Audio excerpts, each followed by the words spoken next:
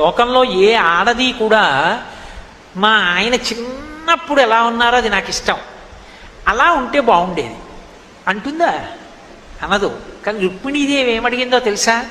మీరు పెద్దవారు అయిపోయిన తర్వాత ఈ రాయబారాలు, ఈ సారథ్యాలు, ఈ రాజకీయ వ్యూహ రచనలు, అబ్బబ్బా వీటికన్నా మీరు బాలకృష్ణుడిగా ఉన్న లీలలు చాలా బాగుంటాయి. మీరు పెద్దవారిగా ఇంట్లో తిరుగుతున్నప్పుడు ఉన్న తృప్తి కన్నా బాలకృష్ణుడిగా ఒక్క మూర్తి చేయించి తెచ్చి నాకు పెట్టండి, చూసి సంతోషిస్తానంది. అంటే అసలు ఆ బాలకృష్ణ లీలలు ఎంత గొప్పవో చూడండి. అప్పుడు విశ్వకర్మని పిలిచి చేయించాడు బాలకృష్ణుడి మూర్తిని. ఆ మూర్తే ఒకానొకప్పుడు విదేశీయులు ఓడలో తీసుకెళ్ళిపోతున్నారు, చందనపు దుంగలో పెట్టి తీసుకెళ్ళిపోతుంటే బ్రహ్మాండమైన వర్షం వచ్చి ఓడ ఊగిపోతుంది. ఓడ ఊగిపోతున్న సమయంలోనే మధ్వాచార్యుల వారు ఒడ్డున వెళ్ళిపోతున్నారు.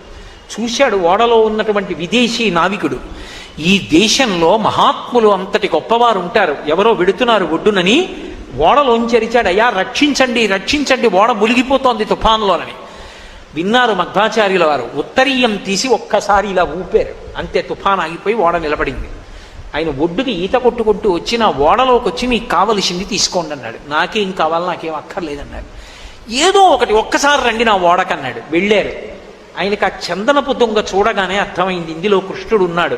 రుక్మిణీదేవి కోసం కృష్ణ పరమాత్మ చేయించి ఇచ్చినటువంటి బాలకృష్ణమూర్తి.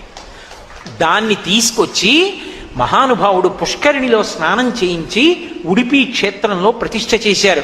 ఇవాళ ఉడిపి క్షేత్రంలో ఉన్న బాలకృష్ణుడు మధ్వాచార్యుల వారు తీసుకొచ్చినటువంటి కృష్ణ పరమాత్మ రుక్మిణీదేవికి బహూకరించినటువంటి బాలకృష్ణమూర్తి యొక్క మూర్తి. అంత గొప్ప మూర్తి ఉడిపి కృష్ణ భగవానుడు.